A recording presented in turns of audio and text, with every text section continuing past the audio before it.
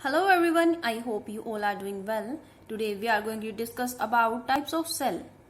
There are two basic types of cell, that is prokaryotic cell and eukaryotic cells. इस video में हम बात करने जा रहे हैं प्रोकैरियोटिक सेल्स के बारे में. Prokaryotic cells are placed in kingdom Monera. जैसा कि हमने लास्ट चैप्टर्स में पढ़ा था, प्रोकैरियोटिक सेल्स किसके अंडर आएंगी? किंगडम मोनेरा के under. These cells are represented by bacteria, cyanobacteria, blue green algae के नाम से भी जाना जाता है cyanobacteria, mycoplasma and pleuropneumonia like organism. ये कुछ एग्जांपल्स हैं प्रोकैरियोटिक सेल्स के. सबसे पहले हम स्टडी करते हैं बैक्टीरिया को.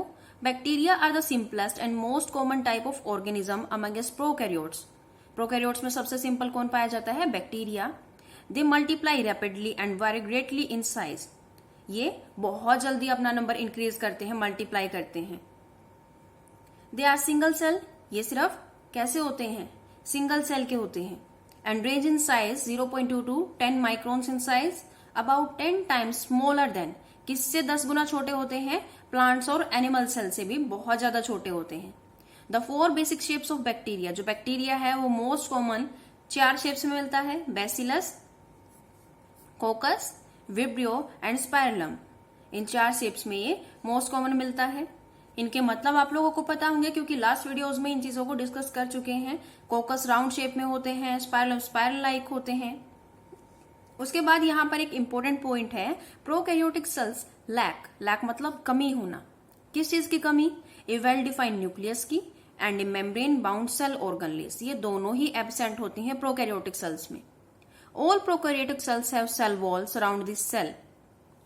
सभी प्रोकैरियोटिक सेल्स में क्या पाई जाती है? सेल वॉल पाई जाती है, जो सेल मेम्ब्रेन को क्या भी बोल सकते हैं? प्लाज्मा मेम्ब्रेन भी बोल सकते हैं.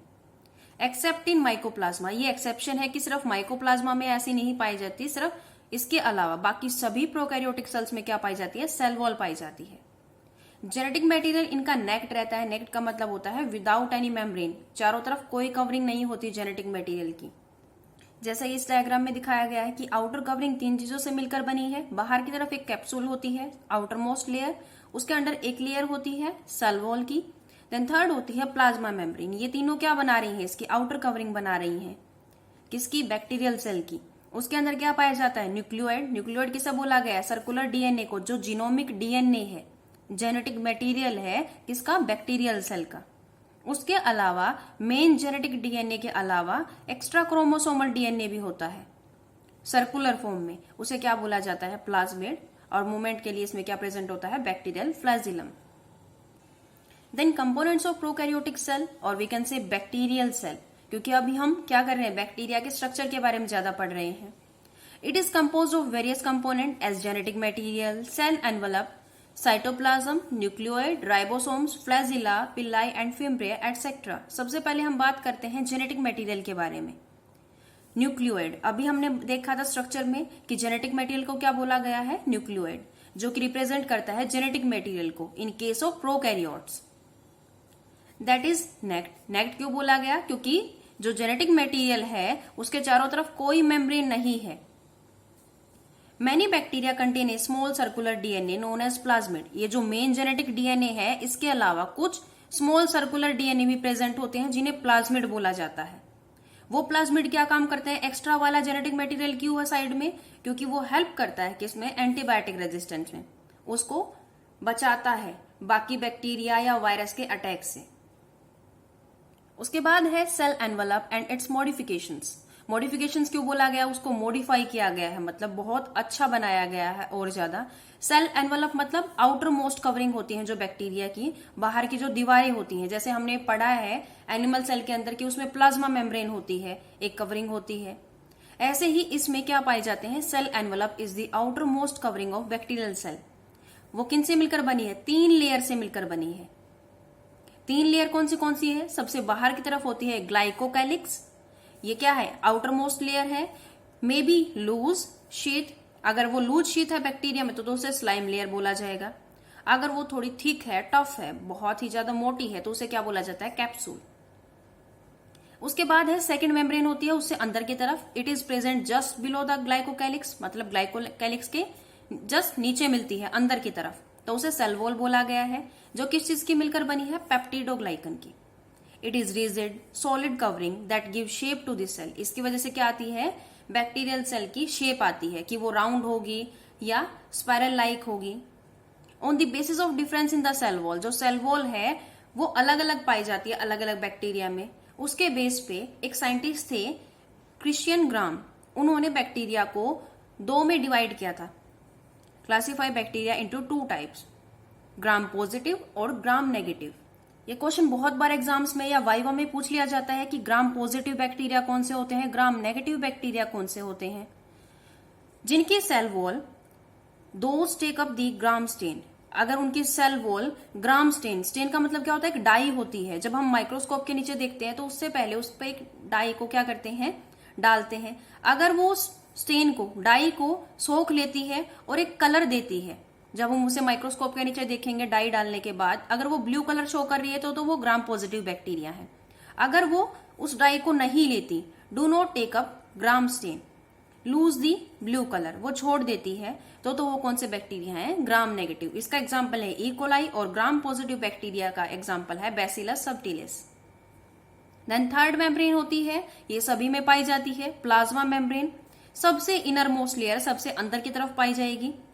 It is semi permeable in nature, ये चीजों का आदान प्रदान करने में मदद करती है आउटर साइड के साथ। इन सब चीजों के अलावा और भी उसके स्ट्रक्चर में बहुत सारी चीजें होती है। अभी तक तो हमने सिर्फ किस चीज की बात की है? जेनेटिक मटेरियल की और उसकी आउटर कवरिंग की। इसके अलावा उसके अंदर क्या क्या होता है? बैक्टीरियल सेल के अंदर मोटाइल बैक्टीरियल सेल, अगर वो बैक्टीरियल सेल मोटाइल है मतलब चल सकती है, मूवमेंट शो कर सकती है, तो उसके पास क्या होता है? फ्लैजिला होता है मूवमेंट शो करने के लिए। फ्लैजिला के अलावा पिल्लाई और फिम्ब्रिया भी उसके सरफेस पे पाए जाते हैं, जो कि हेल्प करते हैं बैक्टीरिया को होस्ट के साथ या किसी सरफेस के साथ अटैच होने में। In prokaryotes ribosomes are attach with the cell membrane और we can say plasma membrane. अंदर की तरफ कहाँ पाए जाते हैं राइबोसोम्स? अटैच होते हैं मेम्ब्रेन के साथ, सबसे अंदर वाली मेम्ब्रेन के साथ, जिनकी 2 सब यूनिट होती है। 2 सब यूनिट क्यों बोला गया है? राइबोसोम इस तरीके से पाए जाते हैं 2 सब यूनिट्स में, एक लार्ज सब यूनिट होती है, एक स्मॉल सब यूनिट होती है, जिसे 30S बोला गया और लार्ज वाले को 50S। दोनों एक साथ मिलकर क्या बना देती हैं? 70S। इन्हें जोड़ा नहीं जाता। ये आगे फर्दर हम चैप्टर में पढ़ेंगे कि इस S का मतलब क्या है, और 50, 30, 80 क्यों नहीं है, यहाँ 70 क्यों है। ये आगे हम जब यूकैरियोट्स के बारे में पढ़ेंगे तब डिस्कस करते हैं। उसके अलावा क्या होता है बैक्टीरियल सेल के अंदर? साइटोप्लाज्म, सेमी फ्लूइड स्ट्रक्चर होता है। मीजोसोम्स, ये एक्सटेंशंस होते हैं। एक्सटेंशन का मतलब क्या होता है? बॉडी के अंदर इस तरीके से निकले हुए parts. In the cell in the form of tubules, tube like है। किस चीज में हेल्प करते हैं? In the respiration, secretion, cell wall की फॉर्मेशन में मदद करते हैं। देन थर्ड चीज क्या होती है? क्रोमेटोफोर्स। क्रोमा का मतलब होता है कलर। ये किसी बैक्टीरियल सेल को या फिर किसी प्रोकैरियोटिक सेल को पर्टिकुलर कलर प्रोवाइड करने में मदद करती हैं, और साथ के साथ फोटोसिंथेटिक पिगमेंट्स होते हैं उनमें भी हेल्प करती है। Inclusions body, they exist freely in the cytoplasm without A membrane. ये किस चीज में मदद करेंगी? स्टोरेज में। और रिजर्व मटेरियल, अगर किसी सेल को, बैक्टीरियल सेल को या प्रोकैरियोटिक सेल को अपने अंदर कुछ रिजर्व करके रखना है, स्टोर करके रखना है, तो वो किन में करती है? इंक्लूजन्स बॉडीज में। ये सभी हम क्या नाम ले रहे हैं? ये प्रोकैरियोटिक सेल की बॉडी के अंदर पाए जाते हैं। देन अगर आप लोगों को डिफरेंस याद करना है कि पिल्लाई और फिम्ब्रे में मेन डिफरेंस क्या है, क्या होते हैं ये, तो पिल्लाई क्या होते हैं? लॉन्ग ट्यूबुलर स्ट्रक्चर, जबकि फिम्ब्रिया क्या होते हैं? शॉर्ट ब्रिसल लाइक स्ट्रक्चर, मतलब ब्रश जैसे बिल्कुल ब्रिसल्स। ये दोनों में ही पाए जाते हैं। फिम्ब्रे ग्राम पॉजिटिव बैक्टीरिया में भी, नेगेटिव में भी। और किस में मदद करते हैं? Attachment to the surface. जबकि पिल्लाई क्या होते हैं? ये सिर्फ ग्राम नेगेटिव बैक्टीरिया में पाई जाती हैं, और ये हेल्प करती हैं जेनेटिक मटेरियल को आपस में ट्रांसफर करने में अलग अलग सेल्स में। आज के लिए बस इतना ही। Thank you so much.